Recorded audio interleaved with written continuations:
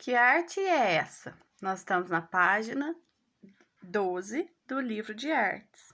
Essa é uma arte que se chama, uma obra de arte, óleo pintado sobre tela, de Anita Malfatti, A Ventania. Observe essa imagem e descreva maneira detalhada que você reconhece nessa pintura. Como são as pinceladas criadas pela artista? Longas ou curtas? Curvas ou retas? Com uma ou várias cores? Você acha que ela usou o pincel puxando assim várias vezes? Ou você acha que ela deu só uma pinceladinha? Como são as cores usadas pela artista? Ao observar a obra, você acha que se trata de um lugar quente ou frio? Por quê? Leia nessa legenda o título da obra.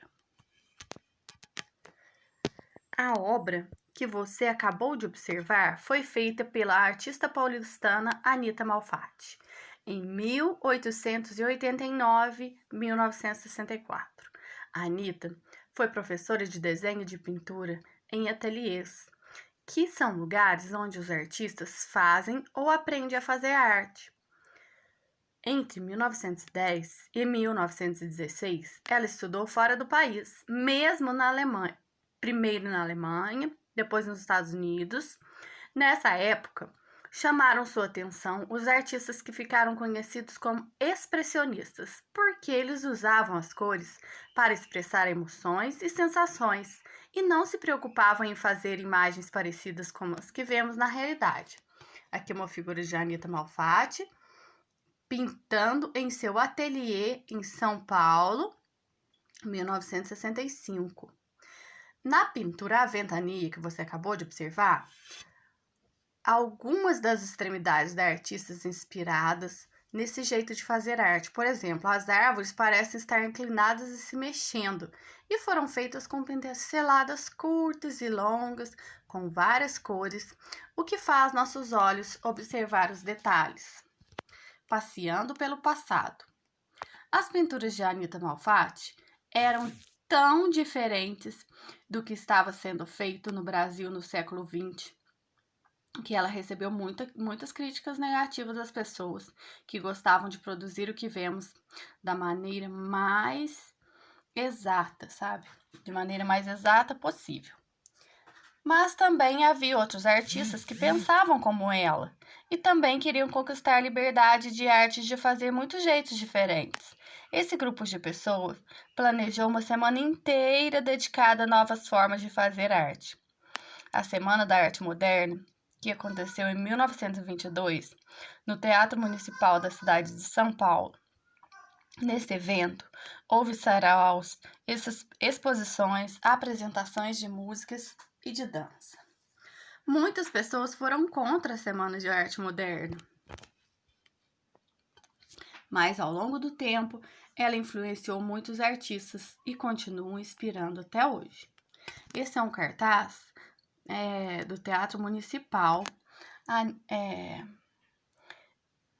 O cartaz anunciava o último dia da Semana Moderna em São Paulo com a presença do compositor e maestro Heitor Villa-Lobos.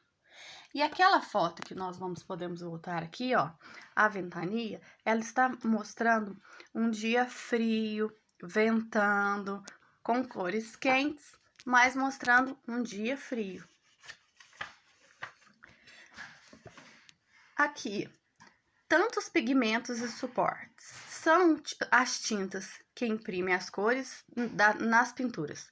Por isso, elas são um detalhe importante. São as tintas que imprimem as cores nas pinturas. Por isso, elas são importante material para essa arte. Existem muitos tipos de tinta, como aquarela, guache, tinta a óleo, tinta acrílica. Existe tinta que secam mais rápido. Também existem tintas que são mais brilhantes. A escolha de uma ou outra tinta depende do que o artista planeja para a obra. Aqui nós temos teste de pintura feito com guache, olha. E aqui nós temos teste de pintura feita com aquarela. Os pigmentos são as substâncias que dão cor à tinta. Podem ser extraídos de elementos da natureza, como animais, pele, ossos e pelos, vegetais, caule, raízes, folhas, flores e sementes, e minerais, rochas e terra, ou ser fabricadas em laboratórios. Tanto os pigmentos extraídos da natureza como os artificiais costumam ser pó. Olhem, variedade de pó: roxo, rosa, verde, azul, um outro tom de rosa mais escuro, laranja, vermelho, um outro tom de azul, verde e amarelo. Além das tintas, outro material importante na pintura são os suportes.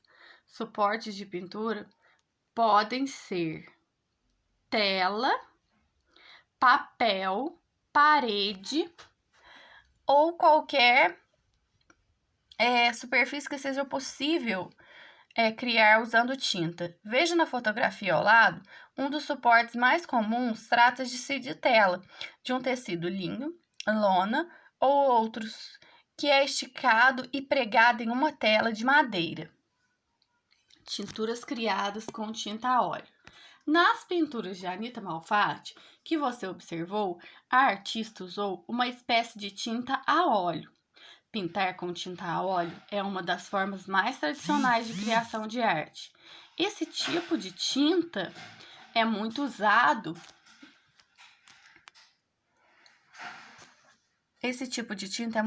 Porque oferece muitas possibilidades de trabalho. Isso é, o artista pode escolher diferentes técnicas de pintura.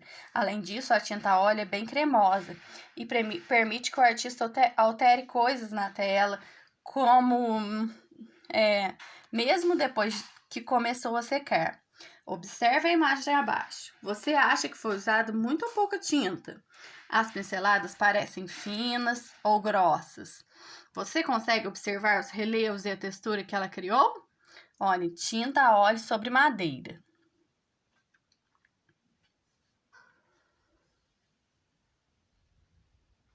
O que vocês acham?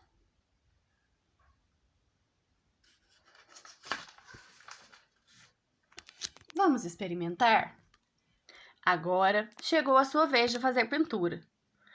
Explorando cores e movimentos. Você vai experimentar a pintura feita a partir de desenhos chamados esboços. Muitos artistas fazem esboços, desenhos chamados de esboços, para estudar as formas dos objetos e pintam em suas telas. Para fazer esse esboço, é preciso observar aquilo em que você quer pintar em seu trabalho e desenhar suas formas. Para então planejar e escolher as cores de cada parte de sua pintura. Mas essa não é a única maneira de fazer pinturas. Muitos artistas preferem pintar diretamente na tela, sem elaborar nenhum esboço. Você vai descobrir quais as principais diferenças entre desenhar e planejar antes de fazer uma pintura e pintar diretamente com tinta. A mesma imagem em diferentes pinturas. Separe o material necessário para a atividade. Você vai usar lápis de desenho, borracha, pincéis, tinta guache ou aquarela de várias cores e folha de papel sulfite tamanho A4. Seu desafio é fazer as duas pinturas observando o professor ou a professora que será o seu modelo. Siga as orientações e bom trabalho! Aqui nós temos a tinta de aquarela, a tinta guache, alguns pincéis, lápis, borracha. Olhem só. Planejando a pintura. Observe o professor ou a professora prestando atenção nas cores da roupa dele ou dela. Vocês podem olhar alguém na sua casa. E também na cor da sua pele, dos seus cabelos, com atenção aos objetos e ao ambiente à sua volta. Decida se quer usar cores parecidas com o que você está vendo ou se prefere usar cores diferentes. Preparando a tinta. Para escolher as cores que você quer usar, Observe a roda de cores abaixo e veja algumas das misturas que você pode fazer. Essa roda mostra somente algumas possibilidades, mas você poderá criar outras cores diferentes. Defina se vai usar tinta guache ou aquarela. Aqui nós temos algumas cores, ó, roxo avermelhado, roxo, roxo azulado, azul, azul esverdeado, verde, verde amarelado, amarelo, amarelo alaranjado, laranja, laranja avermelhado e vermelho. As misturas das cores: verde mais azul, vermelho mais azul, roxo, vermelho, roxo, roxo verdeado, azul, roxo, roxo azulado, azul, amarelo, verde, azul, verde, azul esverdeado, azul, verde, verde amarelado, amarelo, vermelho, laranja, amarelo, laranja, amarelo, alaranjado, vermelho, laranja, laranja avermelhado. Ao misturar cores, você vai perceber que, dependendo da proporção de cada uma, os resultados podem ser diferentes. Ao misturar roxo com vermelho, por exemplo, a proporção de vermelho for maior, você poderá observar um vermelho arroxeado. Se a proporção de roxo for maior, o resultado poderá ser um roxo avermelhado, pintando sem esboço.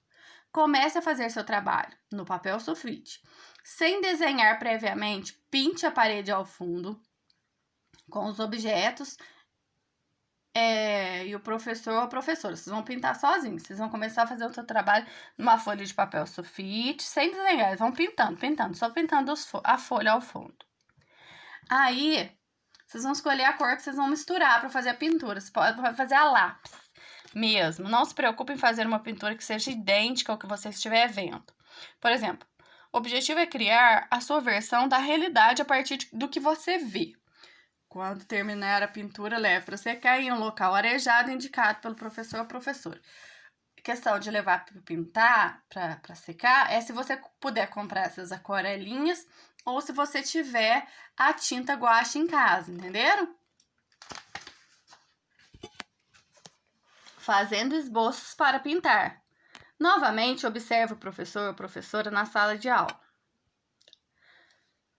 Desenhe abaixo o que você está vendo. Vocês não vão me observar, vocês vão observar alguma coisa na sua casa, vocês vão olhar como que vocês podem utilizar o lápis sem... Vocês sabem como que vocês podem utilizar o lápis sem forçar contra o papel, o traço para ficar fino. Pega o lapisinho de leve o esboço para saber quais partes do suporte você pode pintar. Quando o esboço estiver pronto, você pode passá-lo para o papel sulfite. Primeiro, vocês vão fazer um teste para ver como que vai ficar. Se você for usar a tinta aquarela, como o menino está usando, vocês vão usar cores claras, esperar, né?